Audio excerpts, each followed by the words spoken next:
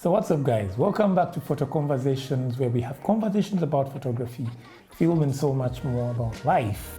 There was a time when creativity meant propagating and nurturing novel ideas through imagination, through blending different already existing ideas to create something more beautiful, creating something more potent, creating something more functional. And the sole purpose of creativity was really to push the human agenda forward, to make the world a better place. And this happened in different industries. And one of the industries was the computing industry, the music industry, economy, health, entertainment, and so many other things. But I would say the word creativity as we know it, or creative, or the creative space as we know it, comes from the time of the emergence of the internet and the dot-com era, where we had groundbreaking advancements in technology in terms of how people were working with the computers, and how people were developing software, the time when software became really a big idea in moving forward the human agenda. But I would say during that time, I think it's between the mid 80s and the early 90s, there was a crop of people that I would say were the icons of creativity, or the epitome, call it the epitome of creativity. These were the people that exemplified creativity.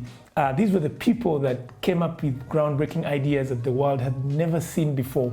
I'll give you an example. In the computing world, we had Steve Jobs, who innovated the entire Apple idea, the entire Apple brand that we see today. And I'll give you another example, maybe in the music industry, Michael Jackson, who invented dance moves that the world had never seen before. He was one of the world's most creative and innovative dancers, singers, and choreographers, because when you looked at his dances, nobody has seen such dances before, like the moonwalk and so many other dances that we all know from his choreography. But there's something common about these two individuals that we called creative in the 90s. Much as they were creative, much as they kind of defied the cultural norms or the traditional norms of doing business as everybody knew it at that time, I would say they had something in common. Much as they were rebellious in terms of what they were creating at the time, I would say they had this thing in common. They had discipline, they had the grit, they had respect. If you watch what they were doing at their companies or in the industry, it was clear that there was a certain level of respect, there was a certain level of discipline, regardless of how creative they were. And to me, this gets me thinking that much as creativity is valued because the world is looking for new ideas that are going to move forward the human agenda, there are certain values that should remain regardless of the new trends, regardless of the new technology and new ideas and all these innovation and inventions that have flooded the market, that have flooded our society. So those two people, Michael Jackson, Steve Jobs, they had the creativity, to break the boundaries, to change society as we know it, to change the status quo. But much as they did that through creativity, through defying the ordinary, they still maintain key core values such as respect, discipline, hard work, and so many other core values that I haven't talked about. And this brings me to the creative space, or creativity as we know it today in the Gen Z era. It's unfortunate that the word creativity or creative or the creative space in the perspective of our time, I mean like now in the Gen Z era or in the Gen Z generation, the word creativity has become an excuse for all kinds of incompetence. The word creativity has become an excuse or an alibi for defying what has worked for years.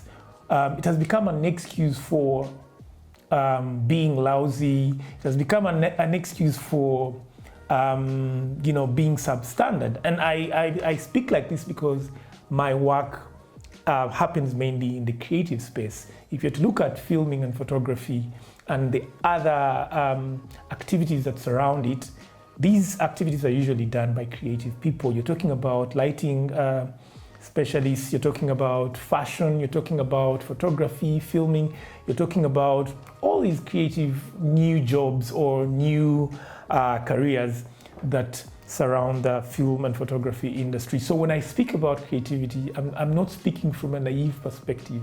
I'm speaking from an informed angle because it is the space where I operate. I'll give you an example. I've been in spaces where you find people say things like, or maybe somebody asks them, "Oh, Watanda, why didn't you deliver on the other project? We are running out of time." And someone uses creativity as an excuse. You go like, "But I'm a creative, I have to take my time and blah, blah, blah." I've seen people be like, "Watanda, why are you dressed like that for a meeting?" And someone goes like, "But I'm a creative." So someone might be like, "But why have you showed up late?" And like, "But I'm a creative, why are you dressed the way you're dressed? I'm a creative." I totally have nothing against creatives because I work with them on a daily basis and they are technically good and creatively good. But we have an issue where there are certain values or there are certain standards that are expected of a professional. And this is the point where you find professionalism conflicting with creativity, yet the two are supposed to work together. You are a creative because you bring good ideas on the table. You're good with color, you're good with cinematography, but then where's your professionalism? And for me, professionalism in this scenario represents the core values that are acceptable by society.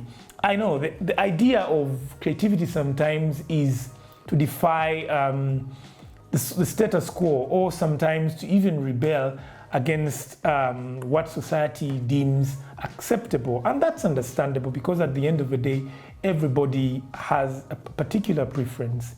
But when we come to work, when we come to a place where money is being exchanged for value, I believe much as you are creative, much as you want to dress the way you want to arrive the time you want to deliver the time you want a certain kind of space for your creative juices to be excreted so that you can produce a good product, you also need to be aware and take notice of the core values that are acceptable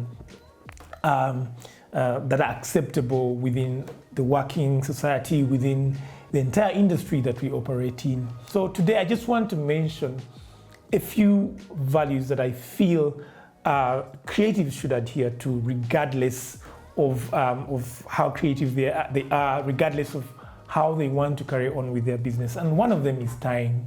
Time is money. Time is life, because I always equate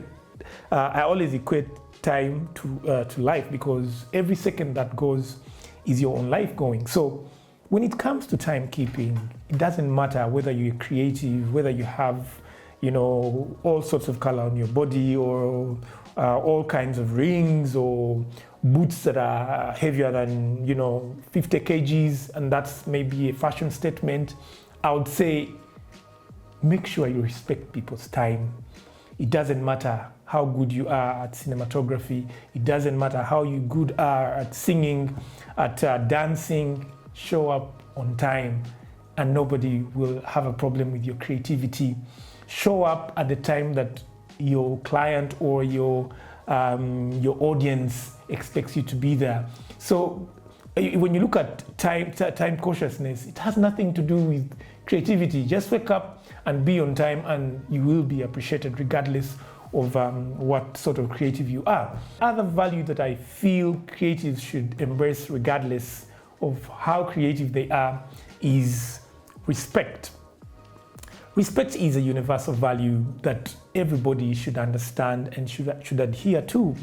And for me, respect is basically understanding someone's ideology and giving them, acknowledging their ideology and keeping in line with whatever they deem acceptable, at least in the work environment. For example, you might go to somebody's office and then you sit on his couch and you sit, with one of the legs, on the other side of the couch. I mean, if somebody asks you, why are you sitting like that? You probably go, but I'm a creative, but it does not show respect. Or maybe you're going to shoot this film or this interview, and then you meet maybe one of your subjects, and this is a high-level person, and you go like, yo, what's up? I think it's not a bad thing, but how do they think? How do they feel comfortable within the environment that you are within that environment where you're that free? So it's also important to read your client or your surroundings, and then decide to put on another hat and then act accordingly. So I believe everybody should be respected regardless of how creative you are. Act according to that space, just to make sure that you respect whoever is there. So respect is a universal value, and it doesn't matter how creative you are. And respect goes a long way to things like still timekeeping. If you don't show up on time, I don't care how creative you are. At the end of the day, I feel disrespected because you haven't valued my time. So respect sometimes is also about valuing the other people's values. If you acknowledge another person's values, it means that you work within the parameters of those values, and then you also work so hard to ensure that you're not breaking those values. Yeah, so, and sometimes it's just for a small period of time, not necessarily the whole day or the whole week or the whole year. So for that short period of time, respect should be accorded to your client or to whoever you're surrounded with. The other thing that creatives need to understand today is that the people that run the world as we know it are not creative people, but they run the world, they run the creative industry, they pay money for the creative industry, and they also make policy for the creative industry. Think of the politicians. They make policy that governs the creative industry, the film industry, the fashion industry, and they're not creative. And what does this mean? It means they have no idea about what creativity is all about. Actually, you exist by default in their world, but sometimes they even do not acknowledge things to do with creativity. You need to be wise and understand that these people do not understand this whole idea, this whole thing of creativity. So when you get into spaces with these people, try to understand who they are, try to understand their values and their perspective, general perspective about life, and then act accordingly. It is a game, according to me, because you're playing a certain game to find your way in life. So play the game for the moment. It's not going to last forever. Play the game for a moment until probably you get to that level where you don't have to introduce yourself anymore. Then probably you can start breaking the rules. Because think about it, how many photographers and filmmakers are making policy? How many of them are on the cabinet?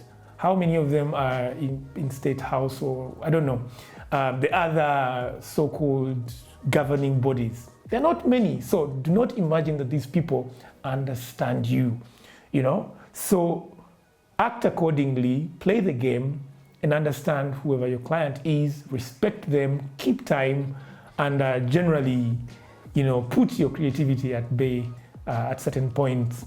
The whole point of this conversation is not to look down on creativity or to marginalize the creatives, but it is to caution them on certain basic things that really affect their creativity, our creativity. And at the end of the day, we end up being the ones that suffer from how the world around us perceives us, because once the world around you perceives you in a certain way, that informs how they treat you and how they remunerate you and how they value you. So if you are a creative and you want to be valued by the society we live in, and I don't mean that you have to crawl and cry over this value, but it is something that pushes you forward when you are valued and respected, and that also sometimes shows in how much you get paid for the work you do. So thank you so much for watching this YouTube video, and catch you on the next one. Cheers.